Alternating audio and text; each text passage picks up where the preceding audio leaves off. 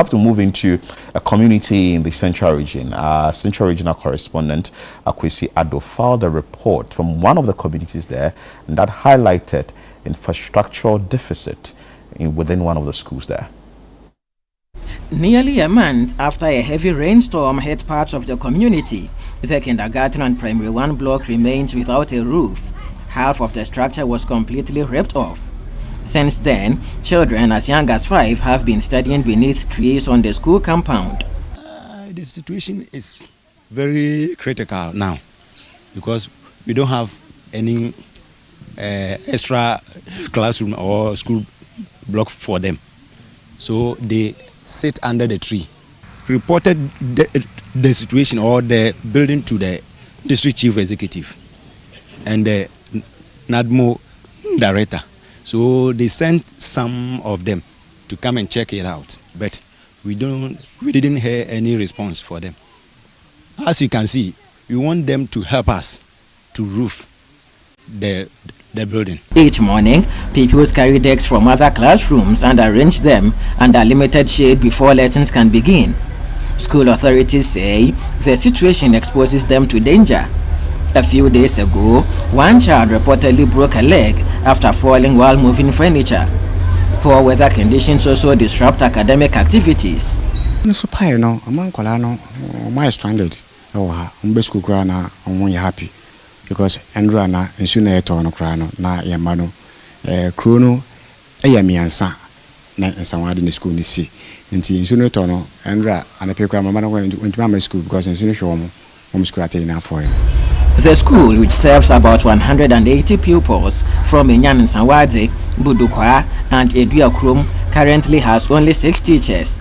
Some classes have been merged following the storm damage and the earlier collapse of the GHS block nearly 15 years ago, further disrupting academic work. We had no GHS block, so we combined them, 2 classes, two in one. And that is how we are managing it. Aside a 3-unit classroom block built under the HIPIC program in 2002 for the upper primary section, most of the school's infrastructure has been constructed by non-governmental organizations. Community members say repeated appeals for support have gone unanswered. Transfer the education was a co-council. So I'm a friend now Gundia saying no school. You shoot out there we know could feel by force. How papa and to mama are buying extra buying the modding. You are out of force and school diamond. Meanwhile, the Central Regional Education Directorate says several basic schools in the region require an urgent intervention to address infrastructural issues. So when we talk about infrastructure, it is a challenge. We have also furniture problem in both the basic schools as well as the SHS, with beds being an issue. In some communities too, we like Mori, I was the district director there. Some of the schools are running shift system and it is not helping. You go and look at the number of students that are there, plenty, but we don't have that. And I think Kaswa too, because it's a dense populated area.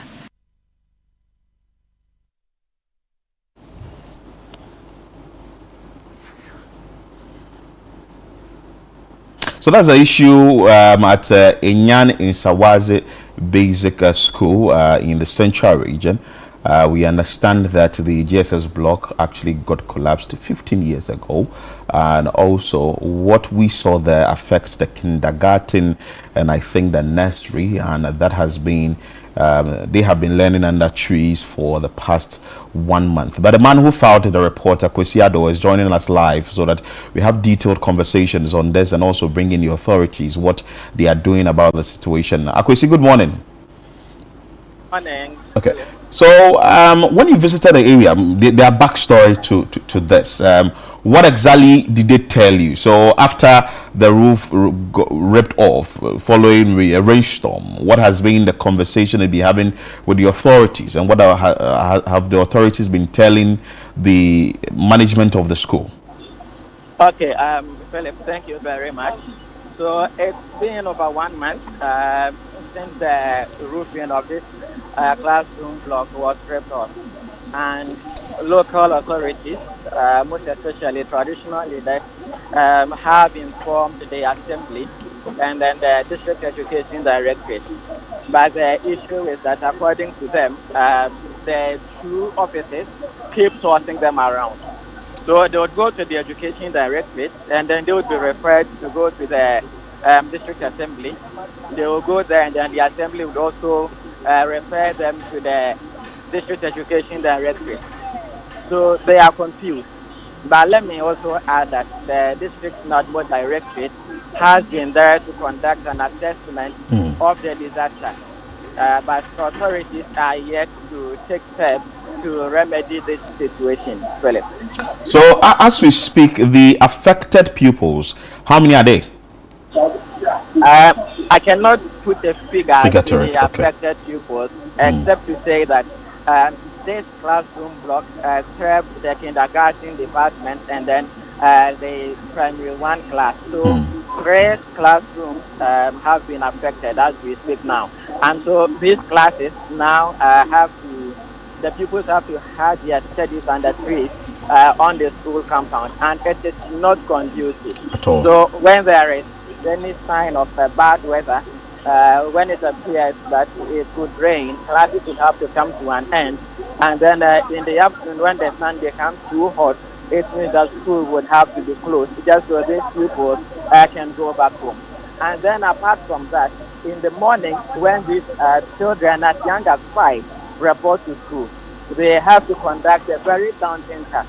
They convey desks from the other classrooms to beneath the trees, and then when school closes, they would have to do that same exercise.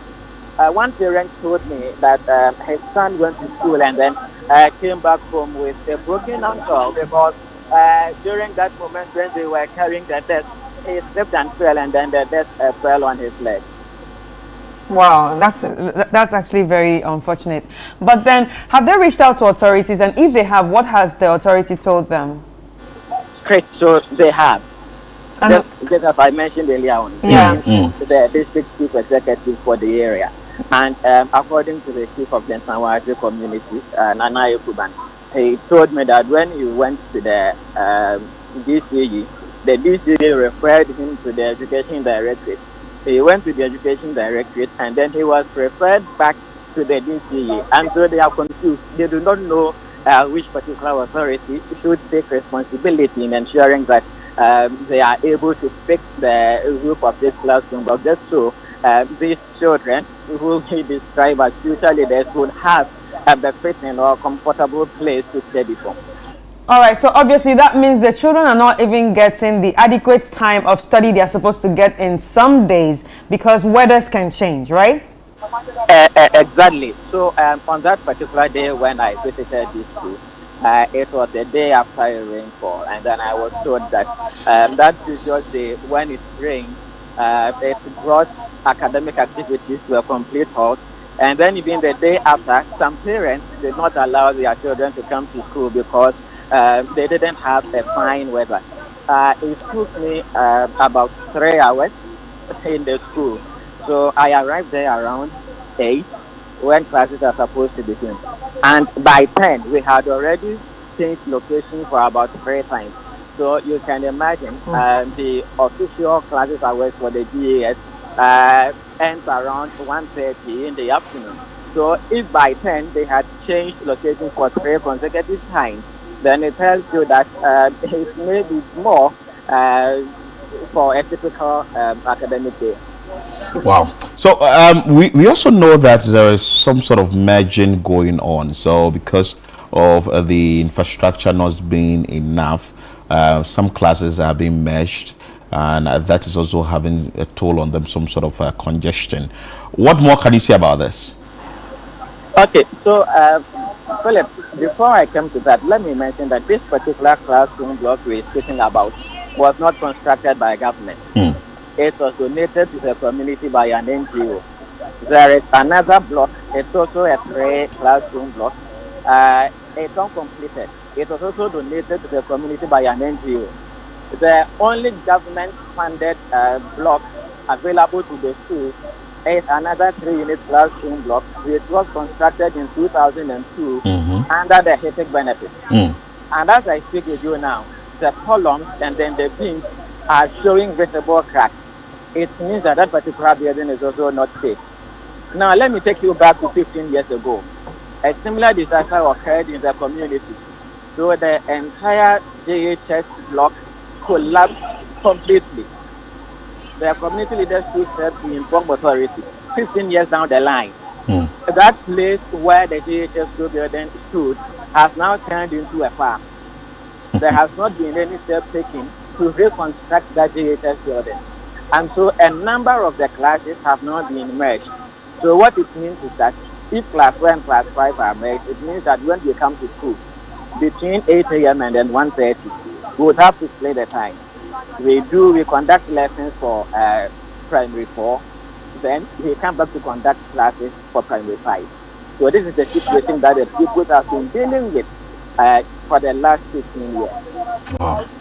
I would say thank you so much for your time reporting to us on that issue from the Enyan Nsawadze Basic School in the Central Region. We also understand that this school is within the constituency of the Finance Minister, that is Honorable Atufos, and so why not? He would want to also pay attention to what is happening within the school. And if what is supposed to be done for the students is done, or the pupils, the better, because we will tell the story and we also empower the change that is needed. Like what Akwisi said, the management of the school has reported to the authorities. The authorities and also even the traditional authorities have also waded into the conversation, but they are not finding a solution to the problem. And like you also stated, now the children or the pupils have been left to under the mercies of the weather. Yeah. So if it's about raining, that means school would come to a halt, or even if the place is too hot, they wouldn't be able to bear the brunt of the weather condition. I'd wanted to ask him about what the teachers are facing when it comes to this, and has it actually affected the number of teachers who are actually willing to come back to school? Yeah, to teach in the school. And you find 1, 2, 3 teachers who are very passionate about the job and would want to assist the pupils or the students of this school, but also the right environment must be created so that they can be able to give off their best in this situation. So this is what is happening at the Enyan Nsawadze Methodist Basic School in the Central Region. And what worsens the whole issue is that there was a building like that 15 years ago, and that has led to the junior high school level also having issues like that. So maybe the Ghana Education Service would have to check this. The Ministry of Education will also have to check this, because these are some of the things that when we do, we try and bring your attention to.